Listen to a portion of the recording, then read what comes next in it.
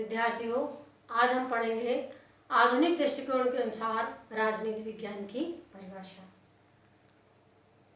देखिए, द्वितीय विश्व युद्ध के बाद 1960 के दशक में अमेरिका में शिकागो विश्वविद्यालय में कार्यरत जो राज वैज्ञानिक थे, उन्होंने राजनीति विज्ञान को दार्शनिक अध्ययन पद्धति से मुक्त किए जाने पर बल दिया और उन्होंने कहा कि राजनीति विज्ञान का वैज्ञानिक अध्ययन किया जाना चाहिए।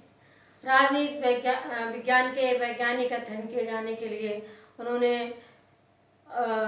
चूँकि उनका ये मानना था कि राजनीति विज्ञान एक सामाजिक विज्ञान है, अतः उसके अध्ययन के लिए समाजशास्त्र, अर्थशास्त्र, मानव शास्त्र, मनोविज्ञान जैसे जो सामाजिक विज्ञान है, उनकी अध्ययन पद्धतियों का प्रयोग राजनीति विज्ञान में किया जाना चाहिए। इन राजनीति शास्त्रियों का आरोप था कि परंपरागत राजनीति शास्त्रियों के द्वारा जो भी राजनीति विज्ञान का अध्ययन किया गया वो अपूर्ण है, क्योंकि अपर्याप्त है, क्योंकि उन्होंने राजनीति विज्ञान के सैद्धांतिक और औपचारिक अध्ययन पर बल दिया, जबकि राजनीति विज्ञान के यथार्थ और वास्तविक अध्ययन से वो दूर है। इन वैज्ञानिकों ने राजनीति विज्ञान की परिभाषा जिन आधारों पर की, उनमें सबसे पहला आधार है, या हम कह सकते हैं राजनीति विज्ञान की सबसे पहली विशेषता है कि राजनीति विज्ञान मानव क्रियाओं का अध्ययन है। आधुनिक वैज्ञानिकों का मानना है कि राजनीति विज्ञान के तहत मानव की राजनीतिक क्रियाओं और व्यवहार का अध्ययन किया जाना चाहिए।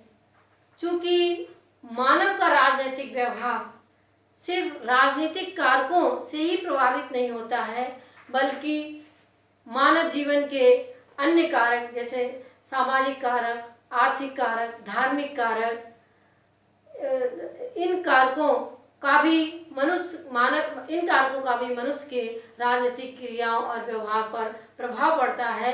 इसलिए राजनीति विज्ञान में मनुष्य के राजनीतिक व्यवहार को प्रभावित करने वाले राजनीतिक कारकों के साथ साथ गैर राजनीतिक कारकों का भी अध्ययन किया जाना चाहिए। अब दूसरी विशेषता राजनीति विज्ञान की है कि राजनीति विज्ञान शक्ति का विज्ञान है।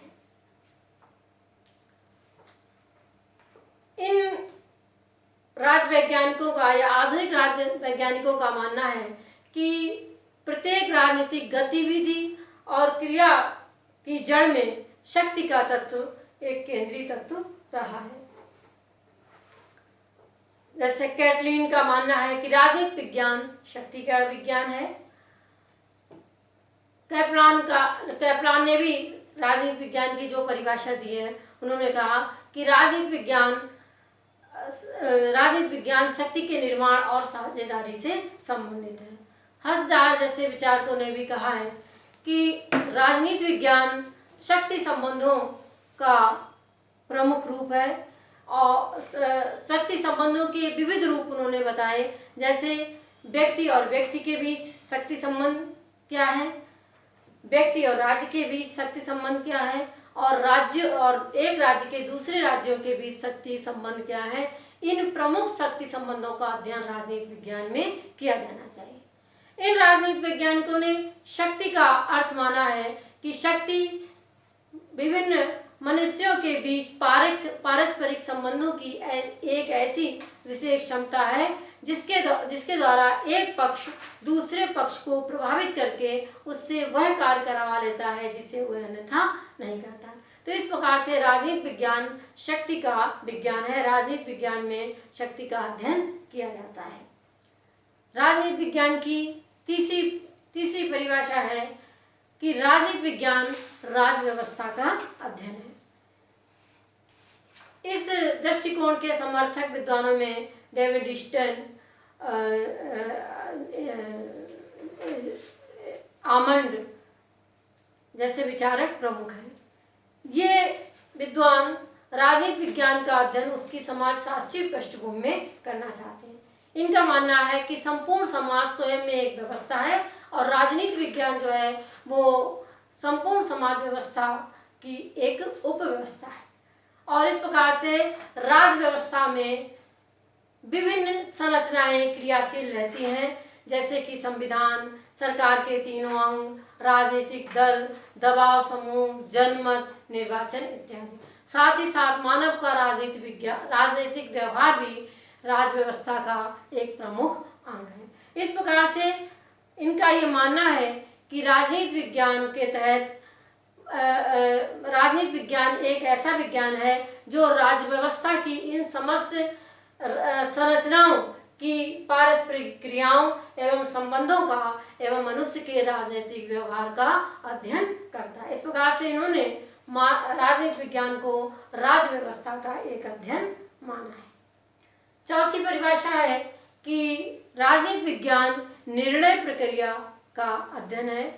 राजनीति विज्ञान निर्णय प्रक्रिया से संबंधित है। इन विचारकों का ऐसा मानना है कि राजनीति विज्ञान का संबंध सरकार से है और सरकार का प्रमुख कार्य है मौजूदा परिस्थितियों में निर्णय लेना, और इस प्रकार से राजनीति विज्ञान एक ऐसा विज्ञान है जो किसी भी शासन की नीति प्रक्रिया, नीति निर्माण का अध्ययन करता है, विशेष रूप से नीति प्रक्रिया और नीति निर्माण को प्रभावित करने वाले कारकों के संदर्भ में।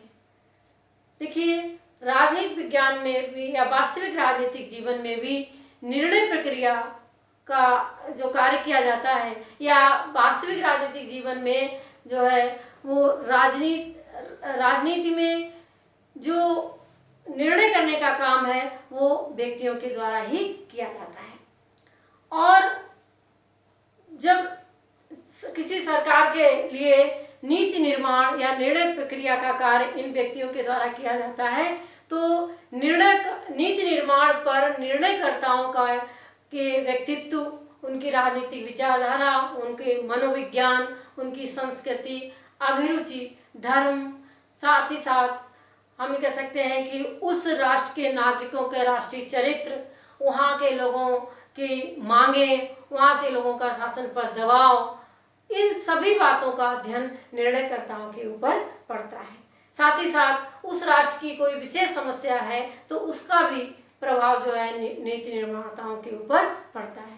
तो इस प्रकार से उनका ये कहना है कि राजनीति विज्ञान में जो है निर्णयकर्ताओं को जो ये तत्व प्रभावित करते हैं उनका भी अध्ययन राजनीति विज्ञान में किया जाना चाहिए। इस प्रकार से राजनीति विज्ञान को उन्होंने निर्णय प्रक्रिया से संबंधित माना है। इस दृष्टिकोण के समर्थक रिचर्ड सेंडर कहे जाते हैं। इस प्रकार से हम कह सकते हैं कि जो आधुनिक राजनीति शास्त्री हैं वो भी उनके मतों में भी जो मतैक्य नहीं दिखाई देता है या एक रूपता नहीं दिखाई देती है, लेकिन साथ ही साथ सभी आधुनिक राजनीति शास्त्री इस बात पर सहमत हैं कि राजनीति विज्ञान जो है वो एक सामाजिक विज्ञान है और राजनीति विज्ञान में मनुष्य के सामाजिक और राजनीतिक व्यवहार का अध्ययन किया जाना चाहिए।